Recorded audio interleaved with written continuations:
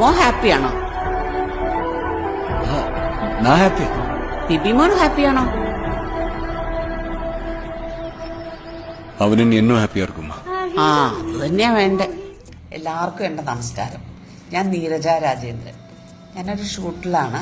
അപ്പം അത് കാരണം റൂമിൽ തന്നെ ഇരുന്നിട്ടാണ് ഇത് എടുക്കുന്നത്. അപ്പം അതിൻ്റെതായ പോരായ്മ ഉണ്ടാവും കേട്ടോ.